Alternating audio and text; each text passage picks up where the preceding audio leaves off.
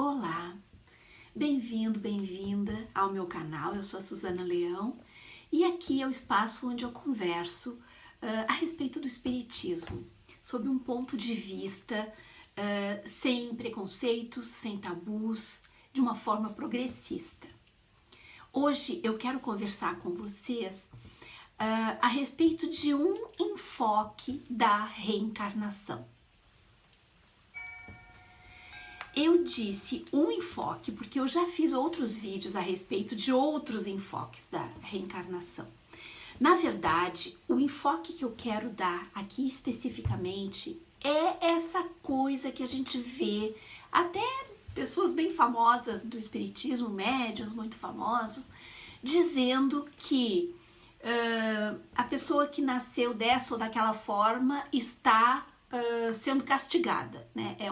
Eles usam até o termo karma, né? Que é um termo do budismo, né? E não é um termo que esteja dentro do contexto espírita. Até porque o contexto que essas pessoas usam a palavra karma tá errado, né?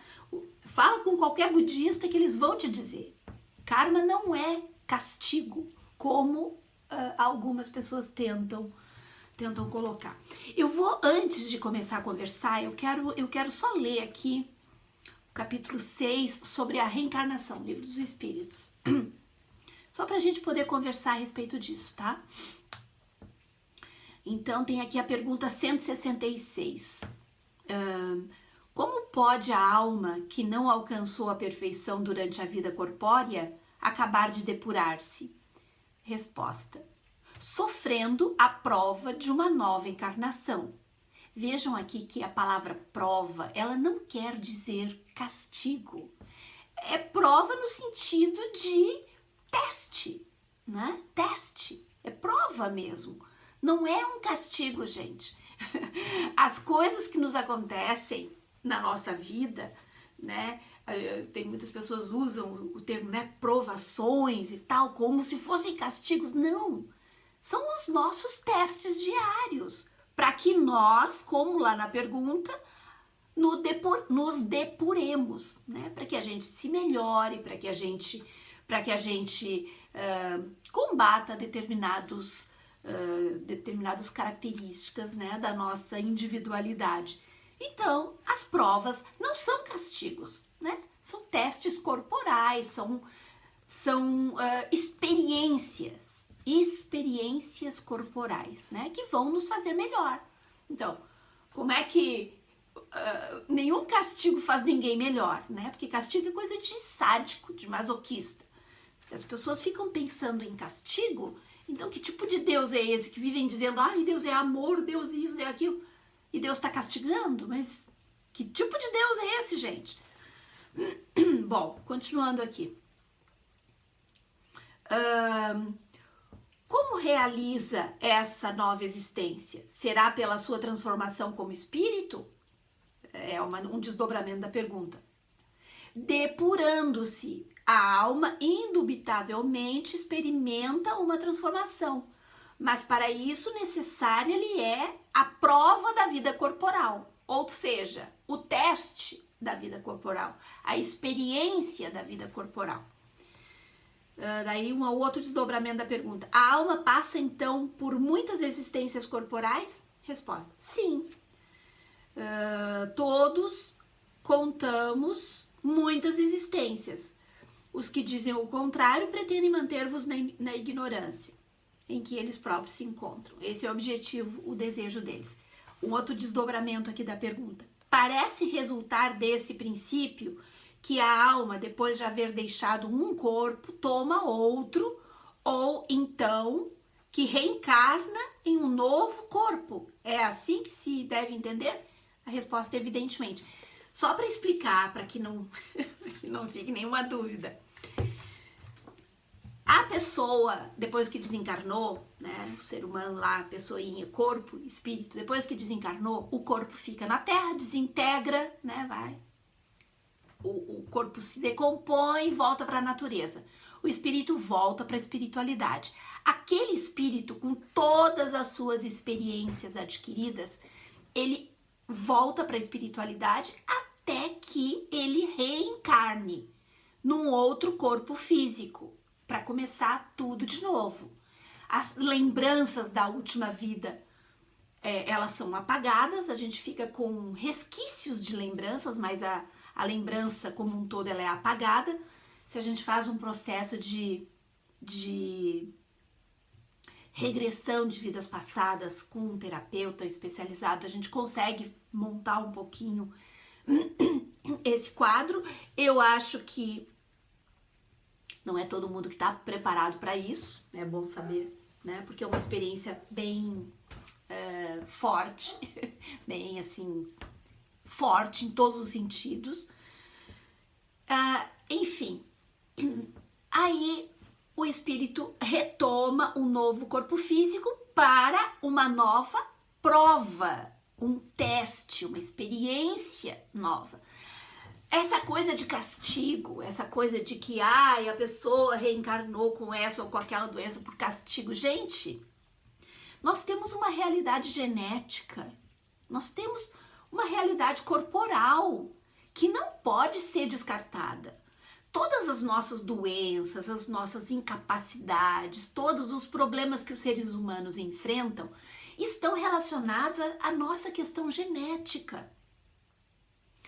As provas que nós precisamos desenvolver, muitas vezes elas podem estar relacionados a determinados fatores, né? Podem estar relacionados, mas não existe nenhum Deus sádico, né? Nenhum Deus pervertido e perverso que vai determinar, aquele lá vai vir com aquela incapacidade, aquele lá vai... Não existe isso, gente. Nós reencarnamos de acordo com as nossas necessidades de aprendizado. O corpo físico que nós iremos ocupar, ele é apenas um detalhe. Né? É uma ferramenta de trabalho. É uma ferramenta. E nós vamos receber a ferramenta adequada para a nossa caminhada, para a nossa experiência. Então, eu acho que a gente precisa se desfazer de determinados discursos, que são discursos perversos, que são discursos desumanos, de dizer que o fulano reencarnou num corpo com determinada característica, ou porque a pessoa foi diagnosticado num espectro de autismo, ou porque a pessoa tem algum tipo de incapacitação, ou que o corpo daquela pessoa, que a pessoa está portando, né? O corpo nós portamos, é o nosso instrumento, que aquele corpo possui alguma limitação, alguma incapacidade, alguma deficiência. Gente, esses detalhes todos dizem respeito ao nosso corpo e ao nosso programa genético, ou as condições todas da vida, né? Então, o que nós precisamos entender? Nós precisamos entender que a sociedade humana precisa estar pronta, apta a receber espíritos que, por questões diversas, e nós aqui não podemos ter a arrogância de ficar apontando o dedinho, porque que ele reencarnou assim, porque é assado, porque... Isso aí é depravação moral. Isso é depravação moral. Tá? Nós precisamos ter a humanidade para perceber que nós temos que ter uma sociedade capaz de abrigar todas as pessoas com todas as suas incapacidades para determinadas coisas, né? De visão, de audição, de locomoção cognitiva, enfim, qualquer problema, qualquer deficiência que aquele corpo físico seja portador, nós precisamos lutar para que a sociedade o acolha.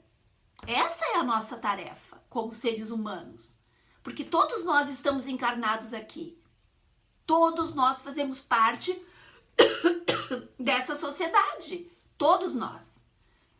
né? Então, a nossa tarefa reencarnatória é lutar por uma sociedade digna para todos os nossos irmãos e não ficar de forma irresponsável, desumana, apontando o dedo para esse ou para aquela incapacidade momentânea que aquele corpo, que aquela pessoa está enfrentando, porque depois a pessoa vai desencarnar e vai reencarnar numa outra experiência, porque ela já teve outras experiências. Nós vamos desencarnar e nós podemos reencarnar num corpo com qualquer tipo de deficiência, num corpo físico que vai precisar de uma sociedade acolhedora. Então, é muito importante, gente, que a gente pare com essas ladainhas de gente que não tem noção da realidade, falando coisas horrorosas, falando coisas que não têm cabimento, né? Porque a reencarnação, ela é para que nós para que a gente possa adquirir experiências, novas experiências. Nós só vamos conseguir adquirir novas experiências vivendo-as. Não é assim? É assim. A gente só adquire experiência vivendo essas experiências. Então, pensem bem. Viver num corpo que é portador de algum tipo de deficiência ou incapacidade é uma experiência extremamente rica em muitos aspectos. Uma pena que a sociedade não está pronta para receber essas pessoas. Porque essas pessoas, elas lidam com coisas extremamente sutis e desenvolvem elementos extremamente sutis da sua experiência de ser humano encarnado num corpo físico. Então, é muito importante que quando a gente ficar apontando o dedinho... Só um minuto.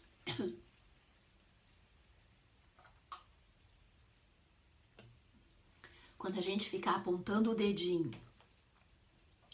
para esse ou aquele irmão que está num processo reencarnatório, que está numa etapa reencarnatória, transitória, né?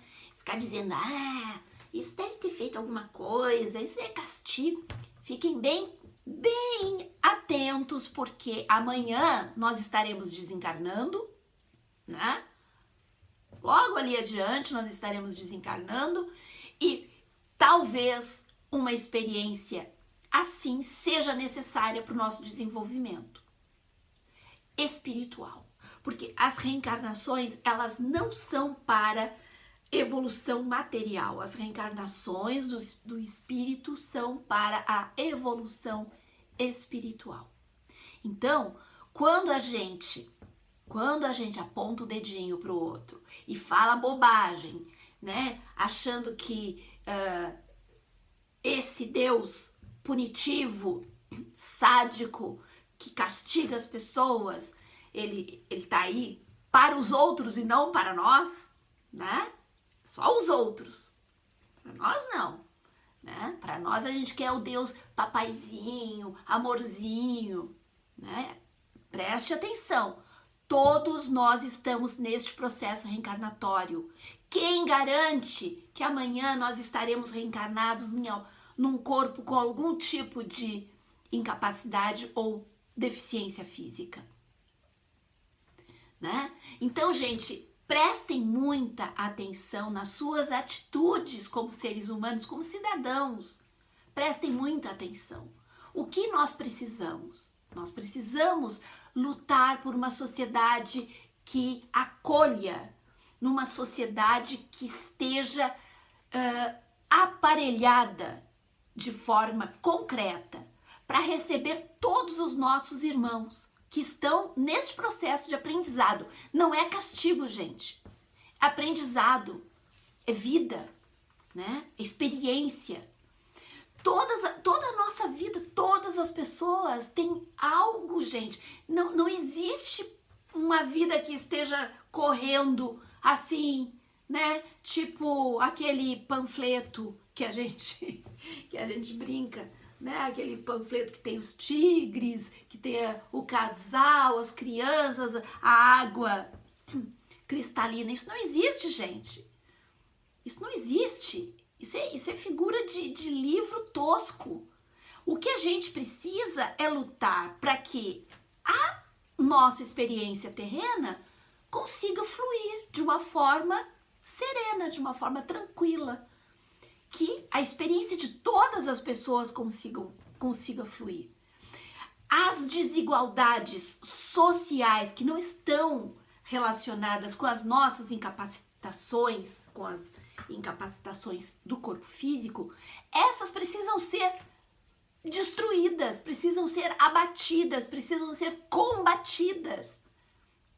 Nós precisamos lutar por uma sociedade mais justa, por uma sociedade menos desigual, por uma sociedade mais humanitária, e precisamos também lutar para que esta sociedade, além de ser mais justa, possa receber todos os nossos irmãos, todos que estejam reencarnando, sob qualquer tipo de forma e com qualquer tipo de corpo físico. Porque o corpo físico ele é diferente, ele pode apresentar particularidades, né? Ele pode apresentar algumas coisas que necessitam de algo a mais. Características que necessitam de aparelhamento da sociedade. Características que precisam de uma melhor capacidade da sociedade tratar essas pessoas. Para que essas pessoas consigam transitar, consigam desenvolver a sua reencarnação. Essa é a nossa luta. Essa deveria ser a luta de toda pessoa que se diz espiritualizada. Por favor, agora ficar falando em palestra pública que quem nasceu com esse problema ou com aquele outra deficiência ou aquela incapacidade tá assim porque fez alguma coisa no passado. Mas vão se catar, gente. O que é isso? Sabe? Isso é tão patético, é tão horroroso. Não tem o que dizer. Não tem o que falar a respeito. É terrível isso. É desumano. É tosco. É uma coisa horrível. É horrível. Que tipo de Deus é esse que essas pessoas acreditam? Sabe? Que coisa patética, que coisa horrorosa. Então, pelo amor de Deus, entendam. Prova não é castigo, prova é teste de experiência. Nós estamos experimentando coisas novas. Nós estamos experimentando a cada existência experiências novas. Nós estamos experimentando corpos novos, gente. E aí, no corpo físico, reside toda uma experiência cognitiva, tátil, sensitiva, né? Enfim, tem a nossa experiência de sexualidade, tem a nossa cor de pele, toda uma vida, tem toda uma história em torno disso. São experiências novas, né? O ponto geográfico, a etnia, são experiências novas. Não existe essa coisa de castigo, gente. Castigo é uma coisa de mente. É uma coisa é igual o inferno, purgatório, umbral. Tá na cabeça das pessoas. As pessoas não conseguem se livrar disso. Eu entendo que é difícil, né? Nós passamos muitos séculos, mas centenas de séculos, né? Nessa coisa, nessa construção mental coletiva, né? De castigo, Deus punitivo, de inferno, céu, e agora mais recentemente o Espiritismo inventou o umbral, né? O Espiritismo brasileiro, né? Brasileiro, vamos separar um pouco as coisas, porque não foi dito nada disso aqui. Aqui tá dito, é uma experiência mental, tá na cabeça, na consciência. Eles usam o termo consciência. Está na consciência das pessoas. né? Mas aqui a gente está lutando dia a dia com isso. Todos os dias surge uma nova declaração horrorosa de algum né, palestrante, médium, famoso, popstar, gente que, meu Deus, eu não sei o que essas pessoas têm na cabeça. Eu não sei o que essas pessoas têm na cabeça. Que tipo de espiritualidade é essa que estão construindo? Sabe? Colocando medo nas pessoas, colocando um sentimento horroroso nas pessoas, desumanizando as pessoas por sua, sabe, por questões de gênero, por questões sexuais, por questões de etnia, por questões de pele, por questões de incapacitações. O que é isso, gente? Mas que tipo de gente é essa? Sabe? Até quando a gente vai precisar ficar aqui fazendo vídeo, ficando nervosa, perdendo a voz, falando sobre isso, sabe? Isso parece que não tem fim. Isso parece que não tem fim. É uma coisa assim tão, sabe? Sei lá. Sei lá. Eu sei que eu me sinto no dever, sabe? No dever de falar para esses poucos que me ouvem, para essas poucas pessoas que me acompanham, que me seguem e que são pessoas abertas, pessoas justas, pessoas amorosas, pessoas receptivas, pessoas sem preconceito, pessoas com amor no coração, né? Eu sei que existem, são em menos número, porque parece que a coisa negativa, ela é barulhenta, ela é forte, ela atrai, né? Ela atrai muito. As outras coisas, aquelas coisas mais humanitárias, né? Que tentam abraçar, que tentam ver a humanidade como um coletivo, essas coisas custam mais a pegar, custam mais a tocar os corações, né? Esse é o campo em que nos encontramos. É um campo mais difícil, a gente tá muito mais sozinho, a gente tá sem, né, sem digamos, aquele apoio mais maciço. Mas então, queridos e queridas, é isso. Na verdade, é isso. Eu espero que, de alguma forma, um dia isso tudo mude. Eu espero. Se não for agora, nós vamos ter outras chances, que não serão castigo. Teremos outras experiências e, quem sabe, em outras posições a gente consiga se encontrar de novo. Um grande beijo. Fiquem bem.